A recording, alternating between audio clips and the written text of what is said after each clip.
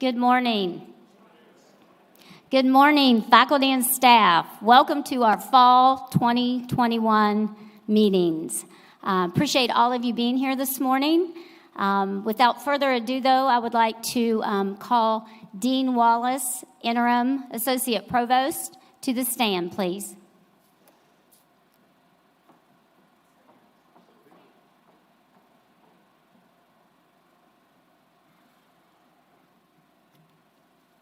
How are you guys doing this morning?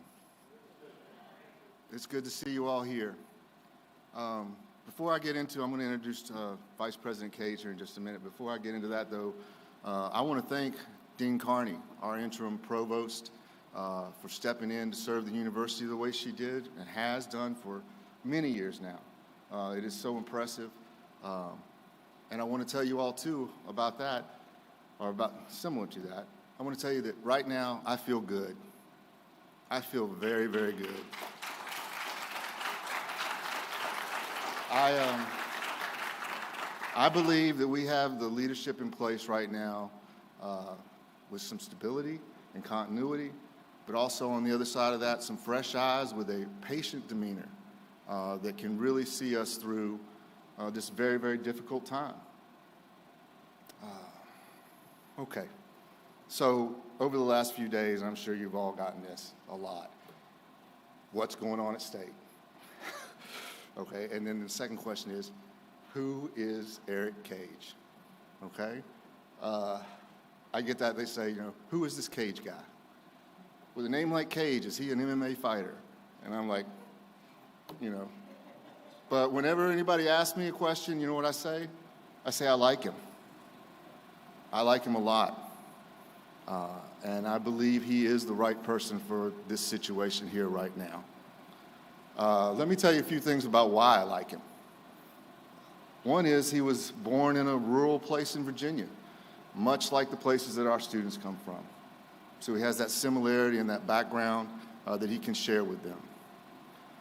The next thing is, and I know this through a personal story that he can tell you or share with you sometime, but he values the access to education. At some point in his life, he was being denied that, and through his parents' hard work, he was able to get the education he needed and deserved, and he has risen to where he is right now. Another reason why I like him, he's been in the classroom. That's something that we have not seen here for the last few years. He has taught. He was a high school history teacher for several years before he went to law school, and I much appreciate the fact that he has that experience. I think it will set the tone for what he does in the coming weeks and days. He was the advisor to a president at HBCU, special advisor, so he knows what should happen in a presidential office. He also has a great deal of legislative experience as a congressional aide, and with the Virginia Assembly, which is very, very important to us. It carries over here to West Virginia. So I say to you, again, I feel good. I believe that we have the right people in place right now at the right time, not only with our leadership, but when I look around here at the people in this room, I believe you are the right people. You are the right people to get us through this. There really is no doubt in my mind. I was thinking about this on the way in, and just one more thing. Even the naysayers are the right people. I teach argument. I'm a writing teacher, and I always tell people in a paper, you throw in a naysayer, you're going to get a better argument. And I know I saw my man, Mike Pennington here, maybe my good friend Mike Pennington, the ultimate naysayer. And, he is here. We're glad we have people like Mike who are going to push that and make us think deeply about what we're doing and why we're doing it. So without any more ado, I want to welcome Vice President Cage and Chief of Staff.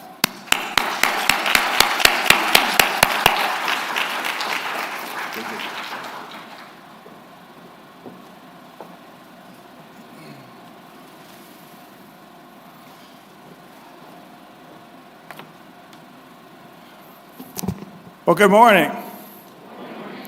I want to begin by obviously thanking Dr. Carney and Dr. Wallace for their strong and steady leadership of the academic enterprise.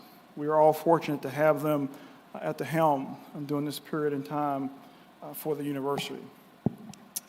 To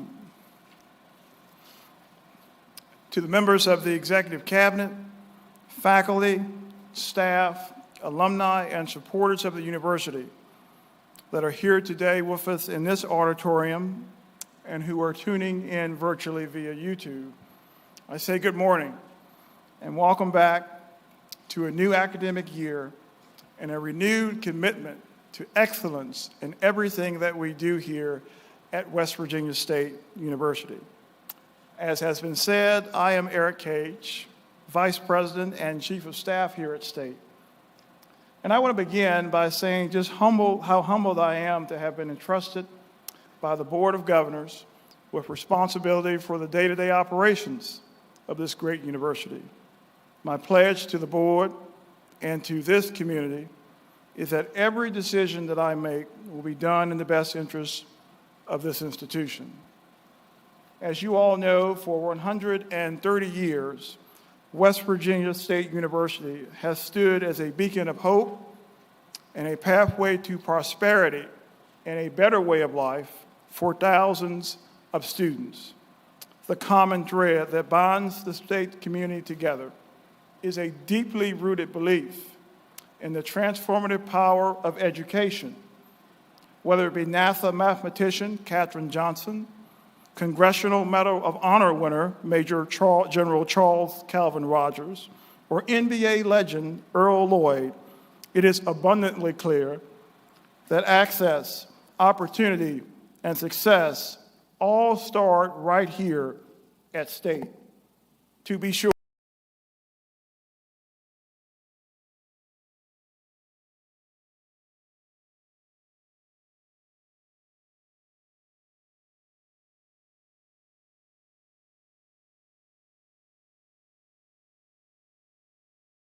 of all that allows me to peer into the future, but because I deeply believe in the power of the people that drive this great institution. Each day, I meet with a lot of people, and most evenings, I make a point of walking this beautiful campus. One of the things that I have quickly learned is that this is a community that cares and that values hard work and doing right by others. In many ways, State reminds me of a small rural town in Southern Virginia where I grew up. A place where everybody knows your name, everybody looks out for one another. It's a small town where big dreams become true because we all supported one another. If you really think about it, that's also the story of this university. State is a small community where faculty, staff, alumni, and supporters all come together to help our students achieve their big dreams. This is a community where we can all be proud of and that we can all work together to advance. I want to share my State story and why I believe that I am exactly where I am supposed to be at this moment in my life. As has been said, I came from Norfolk State University, where I served as a senior advisor to the president and to our governing board for 4 years. I really enjoyed my time at Norfolk State, but after 4 years, I was starting to think about the next leadership challenge. One morning in May of this year, I pulled into the parking lot at Norfolk State, as I had done hundreds of times before. And as I put the car in park, a thought popped into my mind. And that thought was, well, I wonder what's next. And I kid you not, no more than 15 seconds after that thought popped into my mind, the phone rang. And it was the chair of the search committee for the vice president and chief of staff role here at West Virginia State University, asking if I was interested in coming in for an interview. Although that moment was very coincidental, it did not fully yet opened my eyes to the opportunity that lies here at West Virginia State. So I did proceed through the interview, got called back for the second round interview on campus, met with the team, finally did receive an offer, came back to the cabinet retreat, spent 2 days with this outstanding leadership team. But it wasn't until my last week in the office that I knew that I was about to become a part of something very special. The office that I had inherited during my time at Norfolk State had been used by many, many people. At one point in time, it had been used by our university president as kind of a second hideaway office. So when I inherited the office, I didn't really have time to kind of do a thorough cleaning. So there were a lot of different papers and miscellaneous items that were left on the shelves, in drawers, etc. But, of course, being a good employee, I wanted to make sure when I left that I did thoroughly clean the office out. So during that last week, I went through a very thorough process of cleaning out all the drawers and shelves and other things. And when I got to my bottom desk drawer, there were a lot of old crumpled papers that I pulled out of that desk drawer, and I threw them away. And I got to the very, very back of the drawer, and I found this. And initially I looked and said, well, I guess it's just a Norfolk State University pen and keychain set.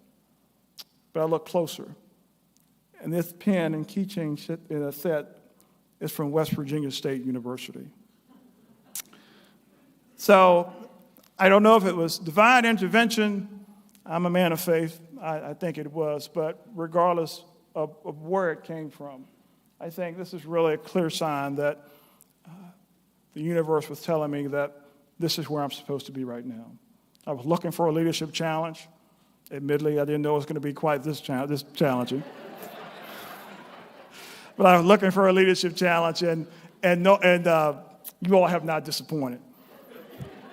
So thank you very much for having me and for welcoming me into this community. This morning, we were focused on the future and engaged in the work of moving the university forward. With student move-in underway, the campus is alive with activity, and there is much good news to report. We are currently on track to enroll the largest first-year class since 2017. Our finances are stable and have been buoyed by federal investments from the CARES Act. The university recently received $1.1 million in USDA grant funding, which will help to advance our land-grant mission by expanding research and extension projects. Thanks to the federal CARES Act funding, many of you know that the university was able to zero out the balances of 2,900 students, a move that not only underscores our commitment to access and affordability, but also will help to ensure that a lack of financial resources will not prevent our students from continuing their college education. And certainly, last but not least, we should not overlook the fact that we are able to gather here today in person after more than a year of virtual meetings. On Monday, our classrooms, our campus, and the life of the university will look much more like it did before the pandemic began. COVID-19 has been one of the greatest challenges that we have faced in our lifetime. Yet, by working together, this community, this university has weathered the storm and emerged stronger and more resilient than ever before.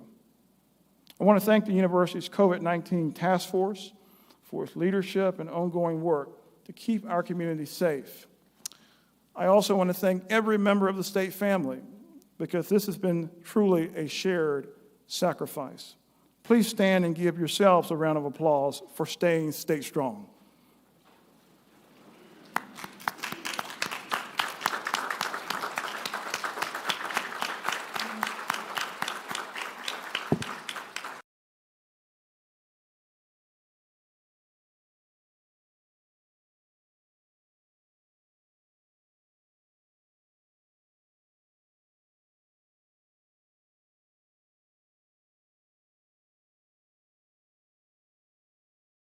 is making its way across our country. As a community, we must remain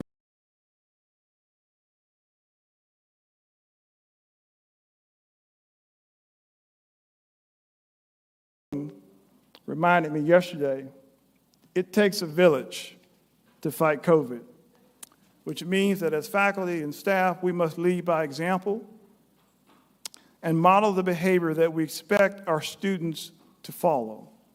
I know I can count on each of you to help keep our community safe.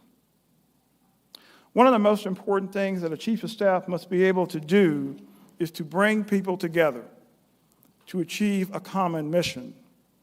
In essence, a chief of staff must be a bridge builder and a servant leader. As a servant leader, I am privileged to work alongside the highly accomplished group of higher education leaders that make up the university's executive leadership team.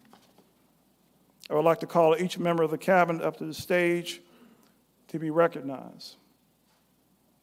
Dr. Paige Carney, Interim Provost and Vice President of Academic Affairs. Would you please come up?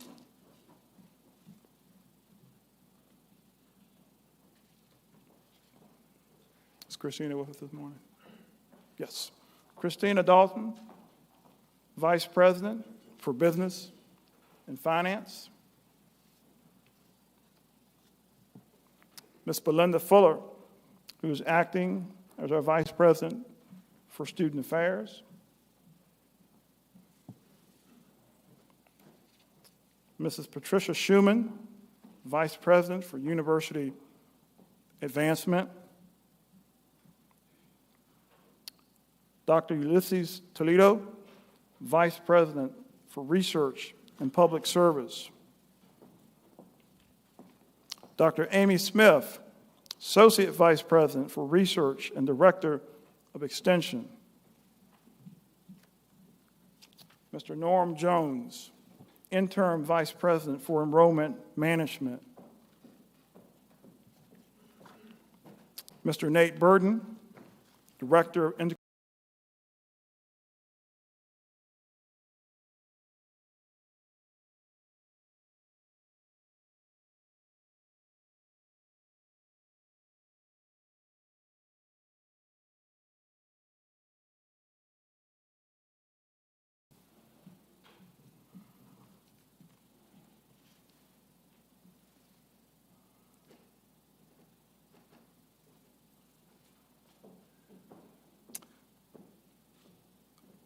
This is what I want you to know. I want you to know, first of all, that this is the A-team, and that all of us are united and committed to the hard but necessary work of moving this university forward. Please join me in giving this team a well-deserved round of applause.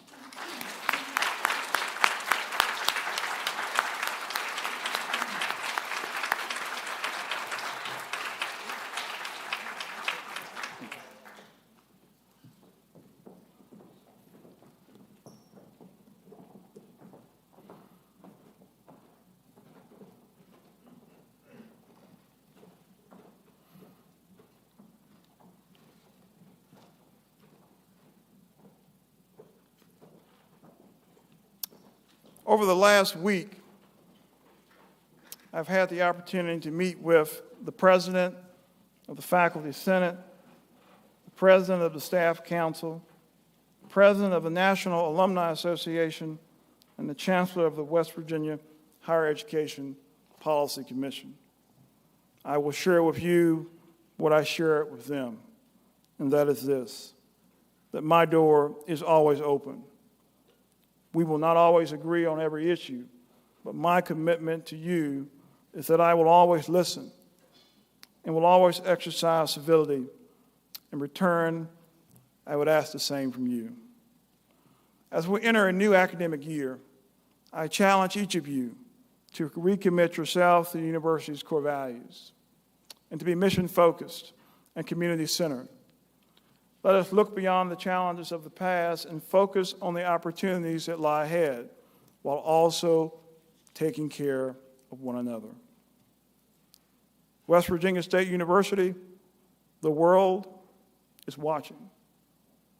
And this is our moment to demonstrate the high level of excellence that has sustained this university for 130 years. Our students, this community, and the taxpayers of this state deserve nothing less. The motto of West Virginia State University is "Truth is the light of the world." The truth is that by working together, this community will do what it has done for hundreds of years, and that is to transform lives through excellence in education. This is our moment. This is our time. This is our university. Thank you, and go State.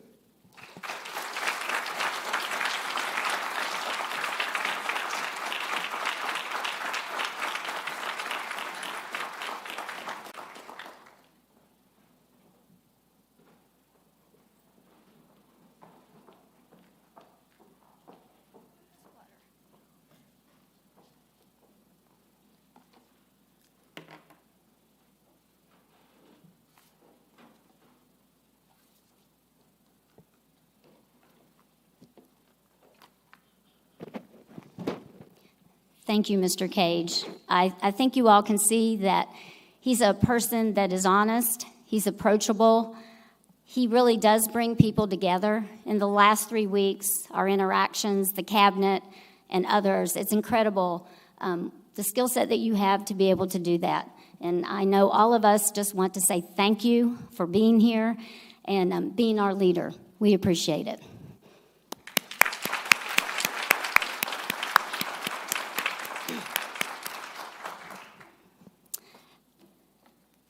I'm going to share some thoughts. And before I do, I want to say, just like Dean Wallace had shared, we care about this place. It is the place we love so dear. Many of us have been here for years and years. I think I'm going on 19 years now. And we want to see it succeed. And that is our mission, and that is our goal, to continue to grow our enrollment and to continue having high expectations for our students so that they can be successful in the world. We are all aware of the recent events that have brought sudden change to our university and the challenges that may lie ahead. However, we must not let them become obstacles in pursuit of providing our students with the best educational experience possible here at West Virginia State University.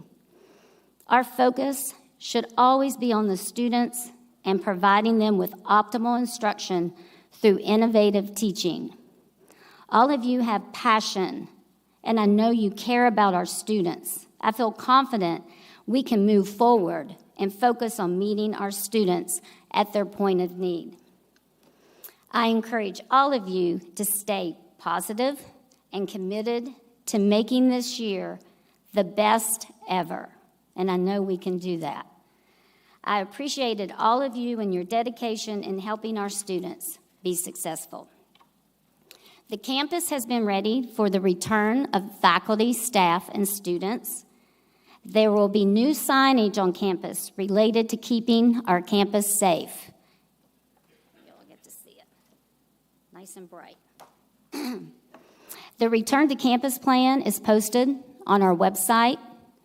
This Thursday, there will be Professional Development Day, focusing in on a variety of topics in the Student Union, with lunch provided by the President's office. New student enrollment is up 22% with 484 new students. Overall enrollment is 1,484. And I would like to say thanks again to Norm, our enrollment person, who's really taken the lead on that. Thank you.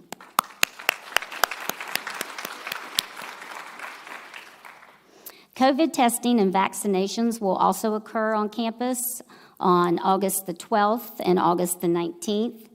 And finally, this academic year, we will continue with completing our safety skills training for both faculty and staff. I would like to say congratulations to Dean Wallace for writing and receiving approval for our interdisciplinary studies degree from HLC.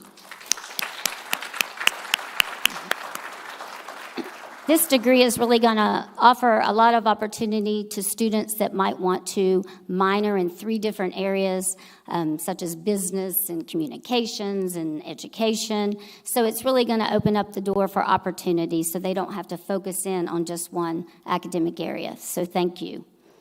Martin Luther King Jr. once said, "Our very survival depends on our ability to stay awake, to adjust to new ideas, to remain vigilant, and to face the challenge of change." This past year has been a challenge. The COVID pandemic certainly forced us all to make adaptations and changes, but I know we will be successful and persevere through the 2021-2022 academic year. Thank you.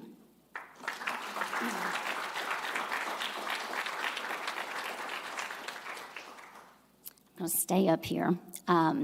We have several faculty that were promoted and received tenure this academic year. And they have been very patient to be announced, the announcement, and also receive their official letter. And today's the day. This is what we want to do, and we want to celebrate you.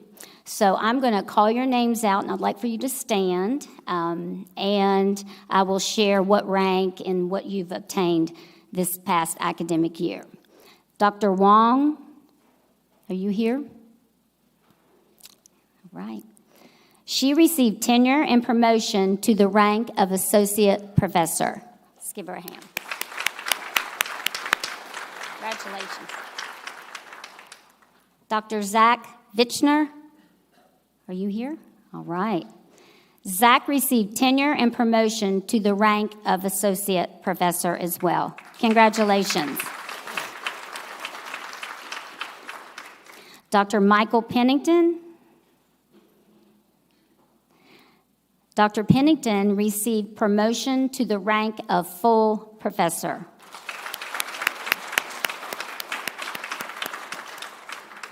Dr. Manashi Ray. Dr. Ray received promotion to the rank of full professor.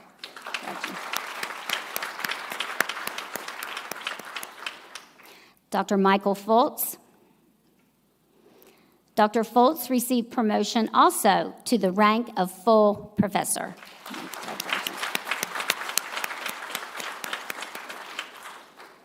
Dr. Hailu. Dr. Hailu also received rank to full professor.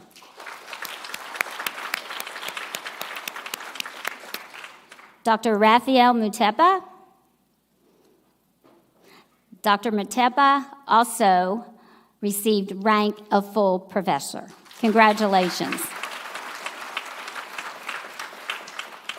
Again, congratulations for this milestone in your career. We are proud of you at West Virginia State University, and we look forward to continuing working with you, and I'm sure next year we'll have more promotions and rank changes, hopefully, for sure. Okay, also, the deans got together and we decided that we wanted to share new hires and also those that have been retired. And last year, with the craziness that we have, we didn't really have the opportunity to do that. So I'm going to share the College of Professional Studies new hires, and then I'll also share the retirees, and then my colleagues will follow up here on stage to share the same thing. So, in the College of Professional Studies, one of our new hires was in nursing, Sarah Kelly, who's located in the back. Christy Walker is also a new hire in nursing. Lena Lambert, are you here? Yes. She is a social work new hire. Kim Paisley, who I know is not here today, she's in the Human Health and Performance Department. And then also a new hire, we have Katie Bryant. Is Katie here? Welcome, Katie. She is also in HHP. In terms of retirees, we have Ori Banks, retired. We have Rita Brown, she officially retired as well, and also Debbie Anderson Conliffe. So let's give all of them a big round of applause.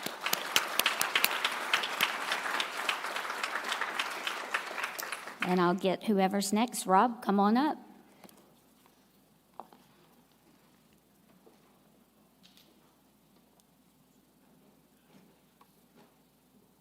And your letters will be forthcoming this week, I promise. That was on my list yesterday, didn't quite get it done. But you will have your official letter.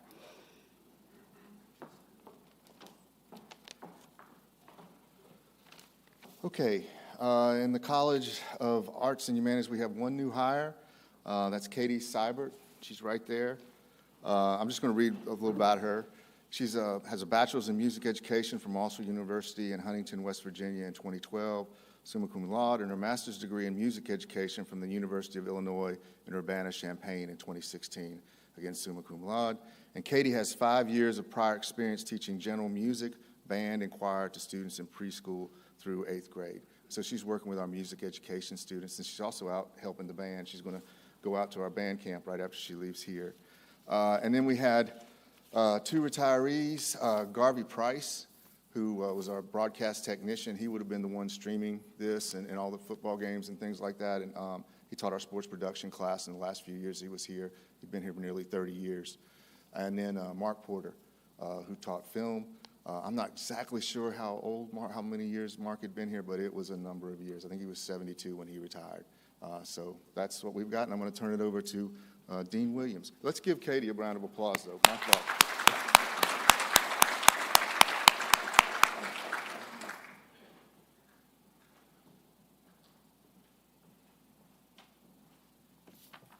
Okay, good morning. Let me start with the retirements because every position that we have is replacing somebody that had been with us and is no longer here at State. And I'm going to go back 2 years because I agree with COVID. There's a lot of milestones that we missed, and one of which was Dr. Cyrus Al-Assayed, professor of finance, retiring after a number of years of service at West Virginia State. He has since relocated to California, and at this time, last report, he's doing well, but he's still sorely missed in the department. This year, retirees included Dr. Abinish Midaku, professor of management, Dr. Becky Francis, who was a professor of psychology, and Dr. Billy Joe Payton, professor of history. And with their combined years of service and history with West Virginia State, that's going to be missed in our college as well. The new people that we're bringing on board this year include Dr. Derek Taylor. He's a 2021 graduate of State University of New York at Buffalo.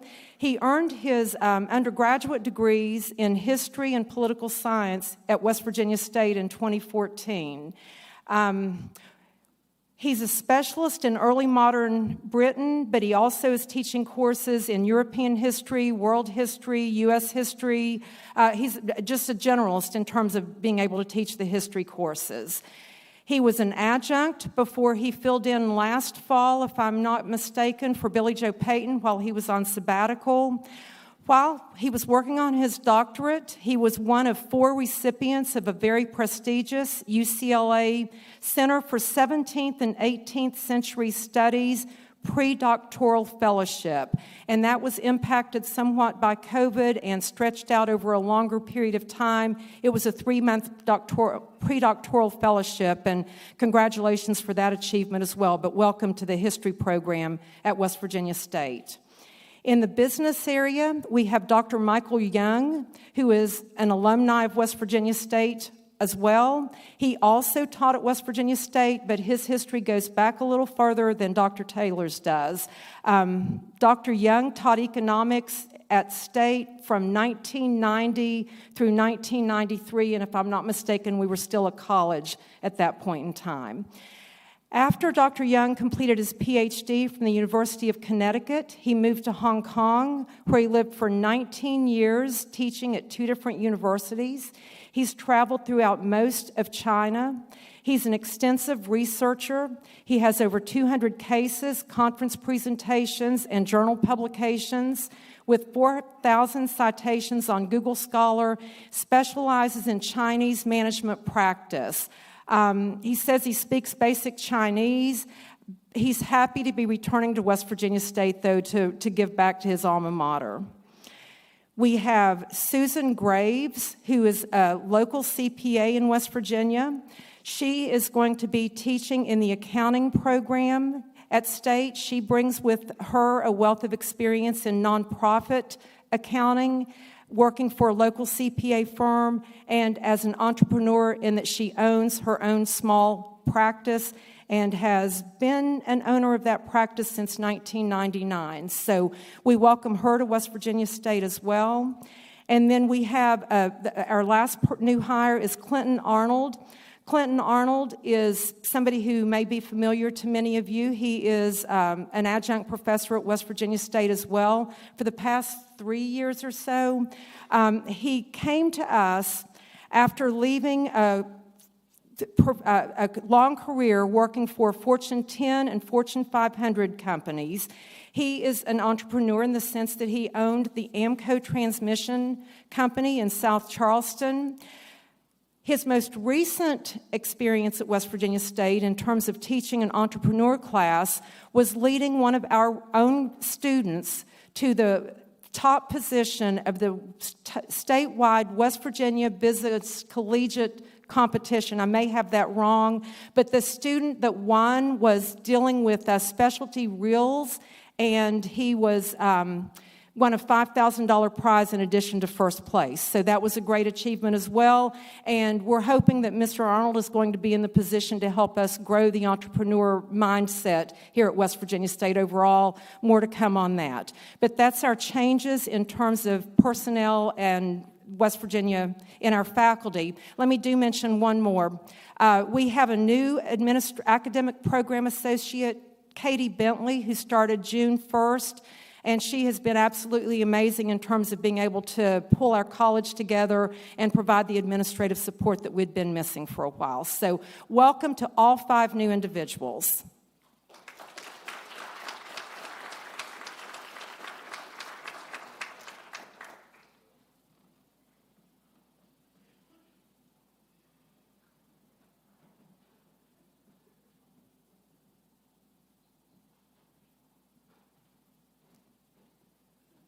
Good morning. Since we're supposed to go till 9:50, so I'll take all the rest of the time. We'll start with our college retirees. In the College of Natural Science and Mathematics, we had 3 retirees with impactful service of over 102 years combined. Dr. Catherine Harper, she came to West Virginia State College in 1987, and in 1990 she became the division chair, a role which evolved into becoming the college deans right now. And she was in that office for about 25 years, served as the dean. After that, for 6 years, she served as the chair of the Department of Biology, and she just retired this year. Under her leadership, the university, at that time college, started the first graduate program in biotechnology, and she did a lot of work in expanding the research on campus as well. I guess the current faculty we have in the college, about 75% or maybe more than that, were hired under Dr. Harper's deanship. And she not only took keen interest in hiring appropriate people, but she also did hard work on the professional development of those. And evidence of those is that the current chairs in the department and the dean, who is having honors to speak with you right now, were all hired by her, and she gave us opportunities to develop professionally and work harder here. So the second one is Dr. McGain. You probably would miss him in all the faculty meetings. He always had something to say about things. Dr. John or Jack McGain, usually called Jack McGain, he joined West Virginia State College in 1967. And then he was assistant and then associate professor for about 4 years. And then he wanted to have some thrill in his life. So he went on to work in the steel production plants and coal mining, taught at Kanawha County Systems, and also even sold shoes at JCPenney. He has that in his resume, so I guess I can share that with you. And it's just the excitement, he wants to have new challenges in life. He served as and then he joined West Virginia State College back in 1983 and then he just retired last year completely. Completely, I said, because he was phase retired, so it took 2 years. I'm not really exactly sure when exactly he retired, but he did retire. He served as the department chair for as long as I remember. Sometime he was appointed, and sometime he just claimed their duties and just started acting. He always has opinion to say, and he's an old-fashioned academician who value the freedom of academics and faculty and what faculty stand for and viewpoints of people. He always appreciated all these discussions. He was for some of you probably know, he was a steadfast supporter of civil liberties, social justice, equality, and equity. And he spent a lot of times working as a member of ACLU and a lot of other activities. We'll definitely miss him. The third one is, so Dr. McGain had a total of 41 years of service to West Virginia State. Dr. Naga, who joined West Virginia State College in 1992 as a professor of chemistry, and you probably will miss him too. He always has something to say as well. And apart from 2 years, from 2000 to 2002, when he was teaching at Vassar College in New York, his professional life was here. He just retired this year. He took a lot of pride in teaching, and for those of you who are in Hamlin Hall probably know that he would never have enough time to teach. All his classes would go extra 45, 50 minutes or whatever, and and his teaching passion did not really was just to the students. He did not hesitate to teach us as well. So, whether we ask for it or not, but we will miss him as well. And so with that, we have one new hire, Dr. Mahinda Ranasinghe. He will be joining us as assistant professor of chemistry. He had his Bachelor of Science degree in chemistry from University of Peradeniya in Sri Lanka, and then PhD from Wayne State University in physical chemistry. And his professional appointments include, he had a postdoc at Carnegie Mellon, at Arizona State University. He was senior lecturer at University of Peradeniya in Sri Lanka, then a senior research associate at University of Calgary. And recently, we snatched him from New Mexico Tech, where he is.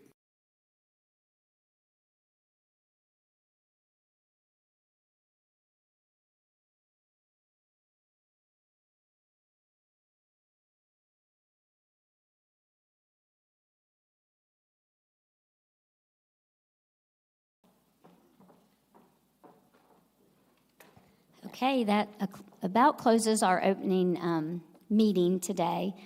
But I do want to say, again, thank you for your passion. Thank you for caring about this university. On behalf of Academic Affairs, we are open. If you ever have any questions, concerns, please reach out to us. Rob and I are a team, and along with Dean Wallace and Dean Williams. So don't hesitate to reach out and help us to help you to make things right. We are dedicated to that, and I want you to know that. And we do appreciate what you do for this great university. So I'll finish with one more quote. Ben Franklin said, "Energy and persistence are above all things, and dedication." So when we go back to our classrooms this week or next week, I feel confident that you all are all dedicated to your students. And again, I want to say thank you for everything you do for this great university. Thanks.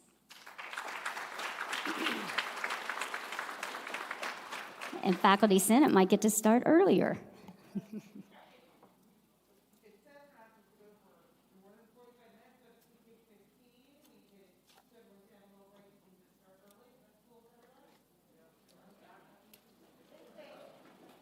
All right.